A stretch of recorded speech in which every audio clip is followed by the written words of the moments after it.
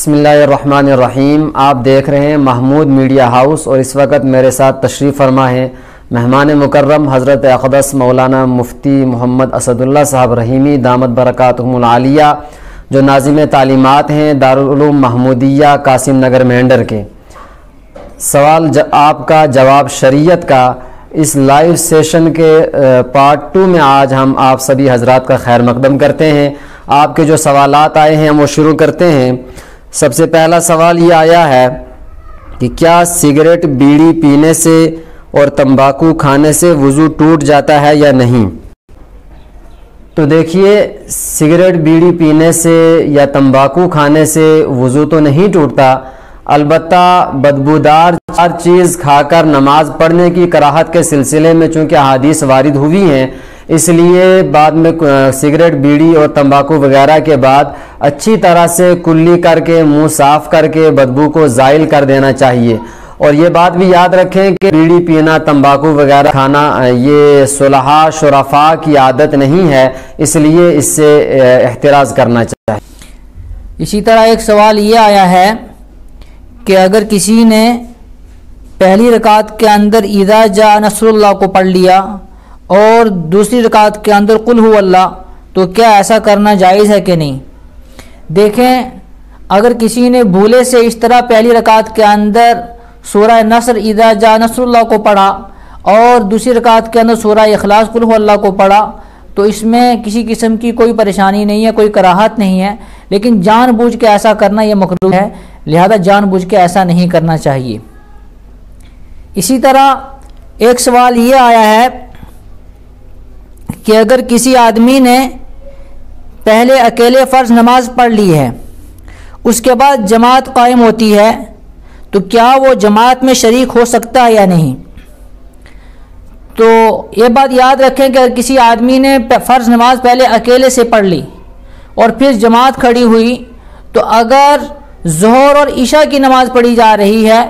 تو وہ نفل کی نیت سے اس جماعت میں شریک ہو سکتا ہے، لیکن اگر فجر، عصر اور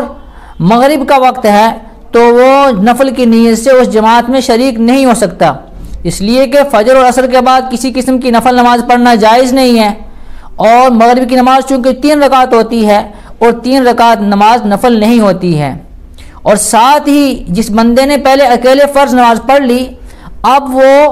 فرض پڑھنے والوں کی جماعت بھی نہیں کروا سکتا، اس لیے کہ اس کی نماز وہ نفلی ہوگی، اور جو اس کے پیچھے فرض پڑھنے والے ہیں تو اس لیے فرض پڑھنے والے کی اقتداء نفل پڑھنے والے کے پیچھے جائز نہیں ہوتی، لہذا جس بندے نے اکیلے فرض نماز پڑھ لی وہ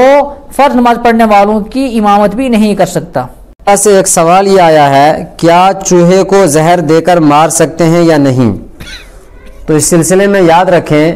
کہ فتاوی محمودیہ میں فقیہ الامت حضرت مولانا مفتی محمود حسن گنگوہی علیہ الرحمہ نے تحریر فرمایا ہے کہ چوہے کو زہر دے کر کے اور بغیر زہر کے جس طرح بھی آپ ماریں تو مارنا جائز ہے،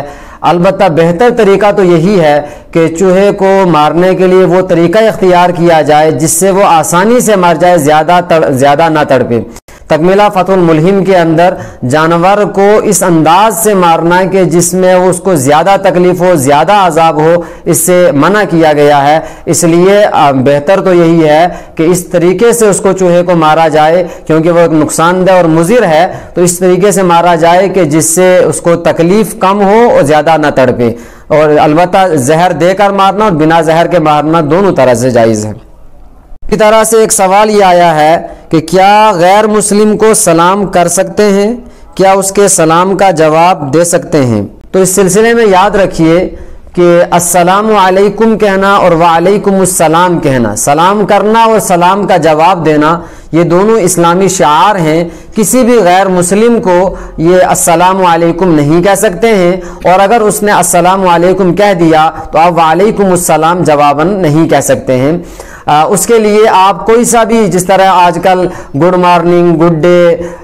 گڈ ایوننگ، اس قسم کے الفاظ استعمال کر سکتے ہیں، آداب عرض ہے، اس قسم کے آپ الفاظ اختیار کر سکتے ہیں، یا اگر زیادہ کہیں ضرورت مجبوری ہو تو السلام علی من اتبع الہدی کہہ سکتے ہیں، لیکن السلام علیکم اور وعلیکم السلام یہ الفاظ نہیں کہہ سکتے ہیں کسی بھی غیر مسلم کو سلام کرتے وقت۔ اسی طرح ایک سوال یہ ہے کیا مچھلی خریدتے وقت یہ جاننا ضروری ہے کہ کون سی مچھلی فطری موت مری ہے اور کون سی نہیں؟ اس لیے کہ جو مچھلی فطری موت مر جائے اس کے کھانے سے منع کیا گیا ہے۔ تو اس سلسلے میں جواب یہ ہے کہ جب تک آپ کو کسی مچھلی کے بارے میں یہ یقین نہ ہو جائے کہ یہ اپنی طبعی موت مری ہے، تو اس وقت تک محض شک اور گمان کی وجہ سے آپ کے لیے اس بات کی تحقیق ضروری نہیں ہے کہ آپ ان سے پوچھیں، اس لیے کہ شریعت نے آدمی کو اس بات کا مکلف نہیں بنایا ہے کہ وہ جگہ جگہ جا کے اس بات کی تحقیق کرنا شروع کر دے کہ یہ چیز حلال ہے یا حرام ہے۔ ہاں، اگر کسی معاملے کے بارے میں یقین ہو جائے اور اس کے سامنے واضح دلیل آ جائے کہ یہ چیز حرام ہے تو پھر تو اس کا خریدنا جائز نہیں ہے، لیکن محض شک اور گمان کی وجہ سے یہ تحقیق کرنا کہ یہ مچھلی جو ہے وہ طبعی موت مری ہے یا اس کا شکار کر کے اس کو لایا گیا ہے، یہ ضروری نہیں ہے۔ آپ جب مچھلی کے بازار میں جائیں تو آپ مچھلی بلا تحقیق کے خرید سکتے ہیں اور اس کا استعمال کر سکتے ہیں۔ اسی طرح ایک مسئلہ یہ آیا ہے کہ اگر نواسا اپنی نانی کا دودھ پی لے تو کیا وہ ماموں کی بیٹی کے ساتھ شادی کر سکتا ہے یا نہیں؟ تو اس سلسلے میں جواب یہ ہے کہ اگر واقعتاً نواسے نے مدت رضاعت کے اندر، جو کہ 2.5 سال بنتی ہے، اگر 2.5 سال کے اندر نواسے نے اپنی نانی کا دودھ پی لیا ہے تو اس صورت کے اندر وہ اپنی ماموں زاد بہن کے ساتھ شادی نہیں کر سکتا، اس لیے کہ دودھ کے رشتے میں وہ اس کا چچا بن گیا ہے، اور حدیث پاک میں ہے انہ یحرم من الرضاعۃ ما یحرم من النسب، کہ رضاعت سے وہ سارے رشتے حرام ہو جاتے ہیں جو نسب کی وجہ سے حرام ہوتے ہیں۔ تو جس طرح اپنی نسبی بتیجی سے نکاح کرنا جائز نہیں ہے، اسی طرح اپنی رضائی بتیجی سے بھی نکاح کرنا جائز نہیں ہے۔ لہٰذا اگر کسی نواسے نے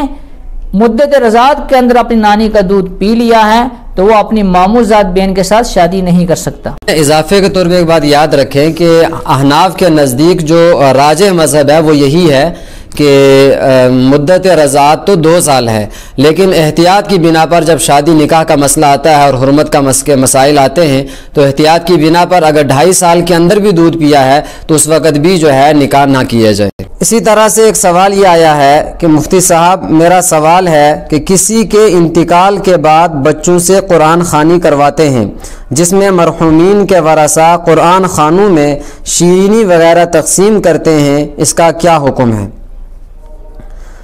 تو دیکھیے، قرآن پاک کا پڑھنا پڑھانا یہ خیر و برکت کا ذریعہ ہے، اور قرآن پڑھنے اور پڑھانے پر ثواب بھی ملتا ہے، اور یہ ثواب آپ دوسروں کو بھی پہنچا سکتے ہیں، یعنی قرآن پڑھ کر کے کسی دوسرے کے لیے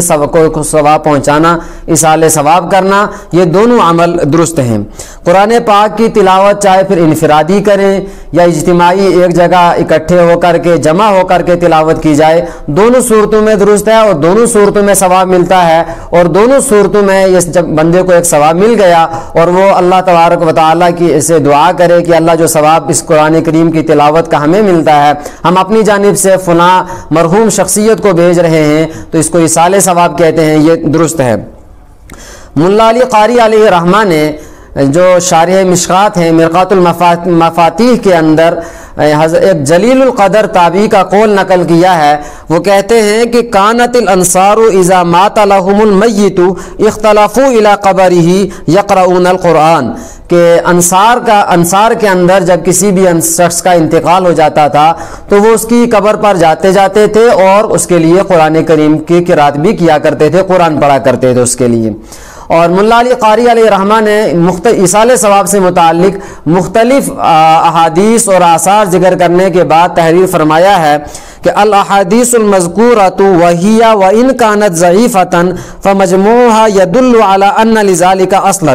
کہ یہ جو احادیث اور آثار ایصال ثواب سے متعلق آئی ہیں اگرچہ یہ ضعیف ہیں، لیکن ان سب کو دیکھنے کے بعد یہ سمجھ میں آتا ہے کہ ایصال ثواب کے لیے قرآن خوانی کی اصل ہے کہ ایصال ثواب کے لیے قرآن کریم کو بھی پڑھا جا سکتا ہے۔ البتہ اس چیز کا خیال رکھے کہ اگر خلاف شرع کسی بھی قسم کی کوئی پابندی اس میں کر دی جائے گی، یعنی کسی ایسی چیز کو لازم سمجھ لیا جائے گا جو اس میں لازم نہیں ہے، کسی بھی ایسی چیز کا التزام مالا یلزم کر دیا جائے گا تو اس صورت میں وہ ممنوع ہو جائے گا، ورنہ فی نفسی ہی ایصال ثواب کے لیے قرآن پڑھنا، قرآن خوانی کرنا درست ہے۔ اب خلاف شرع جو پابندیاں ہیں انہی میں سے مثال کے طور پہ کہ قرآن خوانی پر اجرت مقرر نہ کی جائے، اجرت نہ لی جائے، اجرت کے طور پر کھانا وغیرہ اجرت کے طور پر یہ سب چیزیں نہ ہوں۔ اسی طرح سے قرآن خوانی کرنا، قرآن خوانی کروانا، قرآن خوانی کی محفل میں شرکت کرنا، یہ سب امور برادری کے دباؤ میں آ کر یا بدنامی کے ڈر کی وجہ سے نہ ہوں۔ جی تو نہیں چاہ رہا ہے کہ میرے پاس ابھی گنجائش نہیں ہے قرآن خوانی کرانے کے لیے، لیکن اگر نہیں کرائیں گے تو لوگ کیا کہیں گے، تو یہ بدنامی کے ڈر سے اور محض معاشرے اور برادری کے دباؤ میں اگر کریں تو پھر چونکہ یہ قرآن قرات قرآن تو مقصد ہی نہیں رہا، مقصد تو کچھ اور بن گیا۔ جب خود ثواب نہیں ملا تو آگے اس میت کو ثواب کہاں سے پہنچے گا۔ اسی طرح سے جو حضرات قرآن خوانی کی محفل میں شرکت نہ کریں تو ان پر بھی کوئی تان و تشنیع نہ کی جائے۔ اگر کوئی تان و تشنیع کر رہا ہے اس پر تو یہ گویا کہ ایک ایسی چیز کو لازم کر رہا ہے جو لازم نہیں تھی،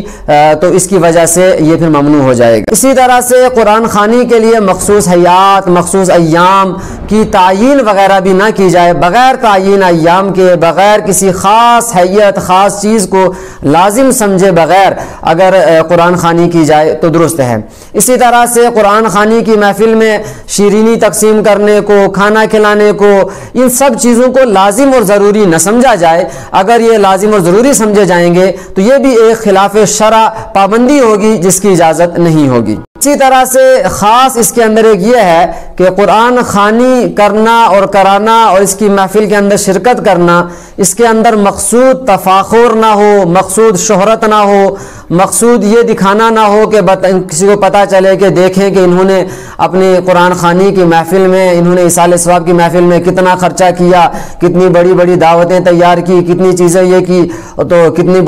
بڑی محفل کا انہوں نے مجلس کا انعقاد کیا۔ اگر یہ سب چیزیں نہ ہوں تو صحیح تو درست ہے۔ اگر یہ ساری پابندیاں ہوں گی تو ایسی صورت کے اندر یہ درست نہیں ہوگا۔ ان تمام قیودات اور پابندیوں سے پاک رہ کر کے مطلقاً بغیر تعین ایام کے، بغیر کسی چیز کو ضروری سمجھے اگر کوئی شخص قرآن کریم پڑھ کر کے اپنے مرحوم میت کو ثواب پہنچائے یا اپنے مرحوم میت کے ایصال ثواب کے لیے چند اعزاء، اقربا، احباب یا چند ساتھی جمع ہو کر کے قرآن پڑھ رہے ہیں اور ثواب پہنچا رہے ہیں تو پھر یہ درست ہے۔ یہ ساری تفصیل آپ ماہنامہ دارالعلوم دیوبند رجب 1437 ہجری مئی 2016 عیسوی کے شمارے میں ملحوظ کر سکتے ہیں۔ اسی طرح ایک سوال یہ ہے کہ ایک پرفیوم ہے جس کے اوپر لکھا ہوا ہے کہ اس کے اندر الکوہل کا استعمال کیا گیا ہے، الکوہل ڈالا گیا ہے، تو کیا ایسا پرفیوم استعمال کیا جا سکتا ہے یا نہیں؟ تو اس سلسلے میں یاد رکھیں کہ پرفیوم اور ادویات کے اندر جو الکوہل استعمال ہوتا ہے وہ والا الکوہل نہیں ہوتا کہ جس کے ناپاک ہونے کا حکم لگایا گیا ہے۔ یہ الکوہل انگور، کشمش اور منقع سے تیار نہیں کیا جاتا بلکہ دیگر غذائی اجناس سے تیار کیا جاتا ہے، لہٰذا ایسا پرفیوم کہ جس کے اندر الکوہل ڈالا گیا ہے اس کو خارجی استعمال کے طور پر استعمال کیا جا سکتا ہے، اس کو بدن پر لگایا جا سکتا ہے، اس کے اندر کسی قسم کی کوئی پریشانی نہیں ہے۔ آپ حضرات بھی اگر اپنا کوئی سوال پوچھنا چاہیں تو آپ اس ویڈیو کی ڈسکرپشن کے اندر اور اسی طرح جو ویڈیو کی سکرین پر واٹس ایپ نمبر شو ہو رہا ہوگا اس کے اندر آپ اپنا سوال بھیج سکتے ہیں۔ جزاکم اللہ خیرہ۔